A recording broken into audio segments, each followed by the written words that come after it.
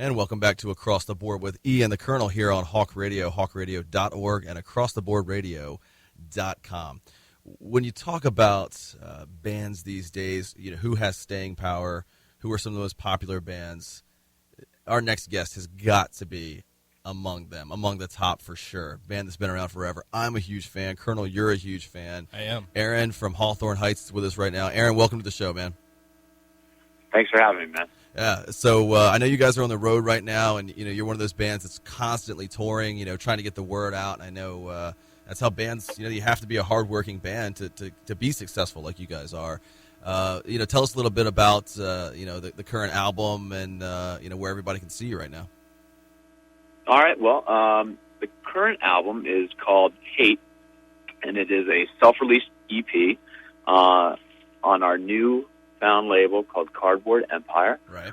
And it basically deals with a lot of the frustration and anger and internal conversations that we've been having over the last few years over, concerning our legal situations and drama of, going through the death of our guitar player and several other pretty difficult situations. Yeah, for sure. One thing about that tragic loss of the band, we won't dwell on that obviously, but what I love is that you guys decided to continue to include him in the liner notes, and that you guys decided you weren't going to change your sound. You weren't going to hire another singer who sounded like him, and you're going to move on from there. So I think that's fantastic. Much kudos to you guys from there. But getting back to your origins, so you guys are from Dayton, Ohio. We have had a lot of guests from Ohio, just some of the hottest bands right now. Devil Wears Prada, Of Mice and Men, I think Miss May I. I mean, so many incredible the Ohio bands. Rock scene right now is out of control. It is. It's amazing. Unbelievable. What do you accredit that to?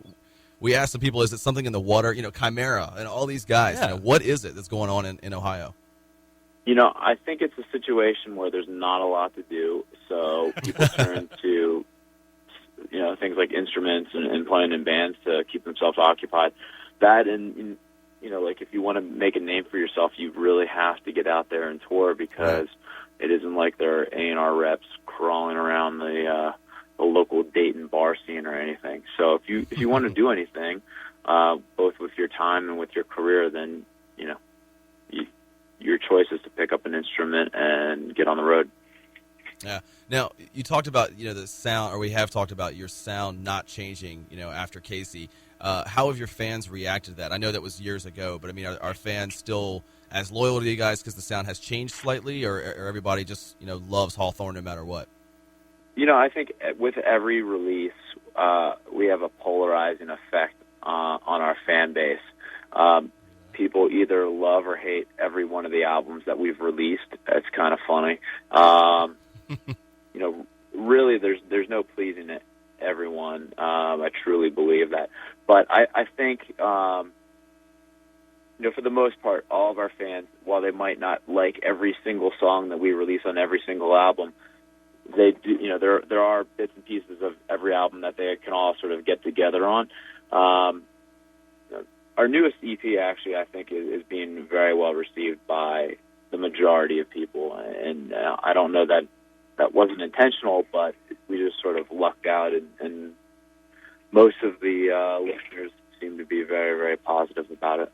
Yeah, it's an incredible album, I'll tell you. And you can tell that this was designed for your fans, because one of the things I liked that you did with this album was, you knew it was going to be released digitally on iTunes. And what you did was you released it as a 9-track EP, kinda, even though you guys consider it a full album. It's limited to 9 tracks because that allows them to price it lower than the standard $10 minimum for what iTunes considers a full album. And I like that, because that says to your fans right there is, hey, we're doing this for you guys. We're thinking about you. Right. And I think that comes across in the music as well. And they understand that. And it is this album's a little bit heavier. I like that. I really do, because to me, I'd rather hear things just hard and heavy, and this album just really, this album's grabbed me. I'm not gonna lie. All the other albums are great, but this album just really grabbed me. So I'm glad to see that the way you've taken the album. Now I know it's also supposed to be a trilogy, so there's got two more EPs albums coming. What can we expect from them, and what's the timeline looking like on those? Well, I mean, we're going to try to get them out as soon as we possibly can. That's one of the advantages of having our own label and having our own studio to record them in. No doubt. Is that, pretty much as soon as we're done touring, we can go into the studio and start working on the next EP. So, the idea is to sort of release music at a much more rapid pace than we have in the past.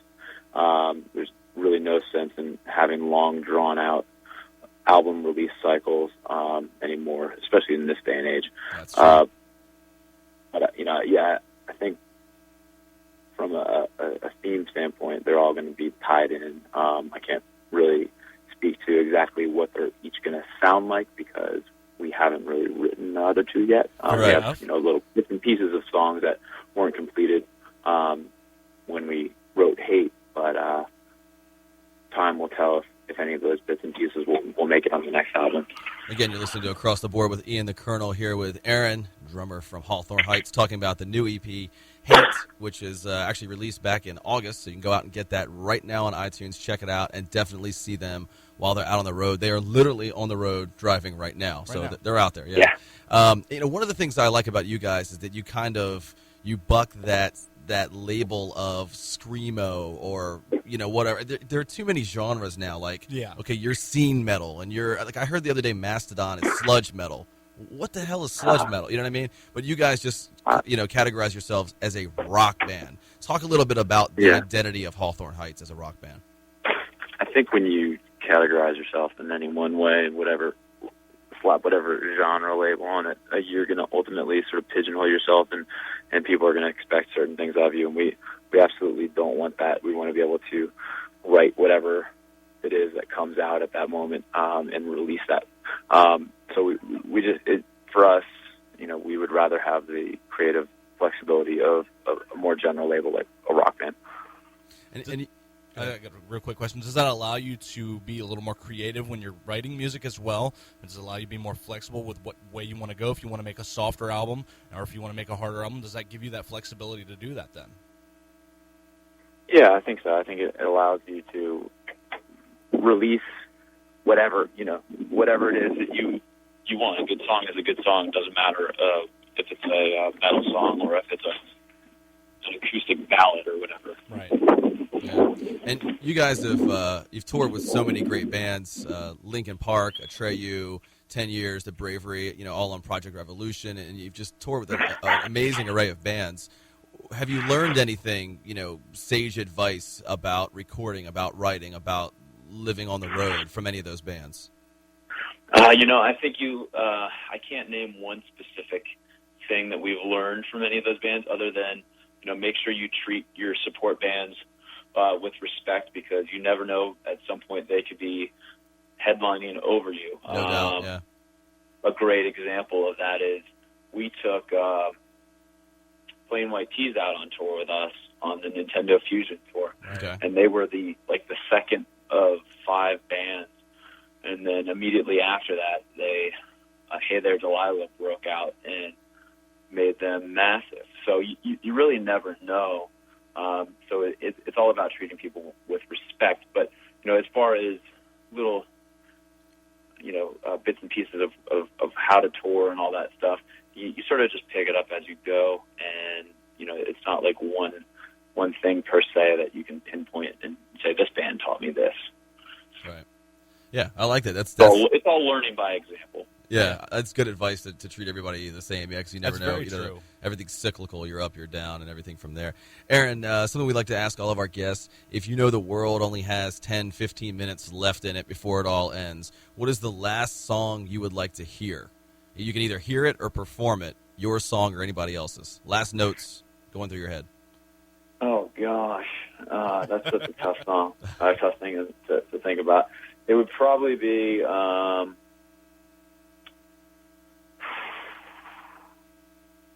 I'd probably have to go with a classic like "Hey Jude" by the Beatles or something. Hey Jude, that's a good call. You had the song "Where Can I Stab Myself in the Ears," and it was remixed, mashed up, however you want to consider that, by the Legion of Doom. How does that feel to you then when someone else wants to take something you made and morph it into something different? I mean, is there a yes, please be creative with my work, or is it a please don't touch my baby? I think it's something that's kind of cool. It could open different people up to your music, and it's also neat to see somebody else's take on something that you created. Totally back that kind of thing. So then, would you like to see, like, later on down the road, once maybe you're way further into your future, would you like to see someone go back and remix some of your better hits and put that out as an album as like a tribute? Yeah, I would certainly be open to that prospect, and it would be kind of interesting to see. It would be. And Eron, I think one of my favorite things about the band, and again, I've you say people love some albums, hate some albums. Me personally, I don't know, I've loved them all. I'm a big fan, but and really loving Hate, the new album as well. So we got the full version of that. But one of my things about you as a drummer is, I feel that you're creative, obviously technically sound, and you're one of those guys. In my opinion, there are too many drummers now who just hit the crash cymbal no matter what. Just everything's just How do you feel about that? As what's your theory? As a drummer, and how do you feel about some of the other drummers out there, good and bad? I kind of think that a lot of drummers tend to overplay and not really do what's best for the song per se, but rather it's when they play, it's an attempt to show off their talents and rather focus on what works best for the music. It's kind of I guess more of an older approach. I sort of learned it from listening to bands like the Beatles and Led Zeppelin, where totally amazing drummers, but they knew when to be, John Bonham, for example, knew when to be flashy. Yeah. Dave Grohl knew when to be flashy and when to lock it down and just do what's best for the song. Now, I think you probably just answered my question when you said Dave Grohl, but I was going to say, do you think there are any drummers in modern bands now that exemplify exactly what you're talking about? Well, yeah, Dave Grohl, for one of them, right, is 100% along those lines as far as his drumming goes. Matt Cameron, he was playing in Soundgarden, and original drummer for Soundgarden, Absolutely. And now Pearl Jam and stuff, is another example of that. Just very tasteful. You can tell he has immense talent, way more than he's actually letting on. Very underrated, yeah. Mm-hmm. But, it's just, it's something, I guess you can tell how long a drummer's been playing by how many fills they do in a song. Okay.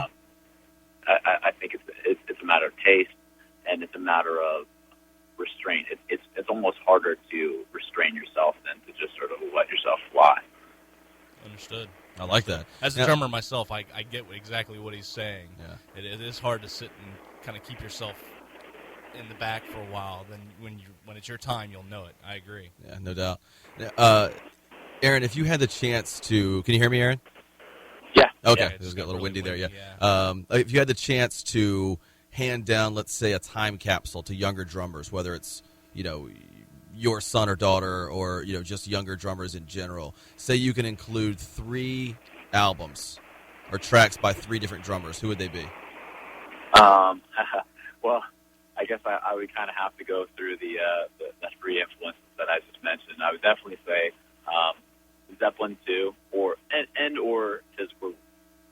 I don't know that I can pick between the two. They're both amazing as far as their drumming goes. Yeah, can't go wrong. Foo Fighters, Color and Shape.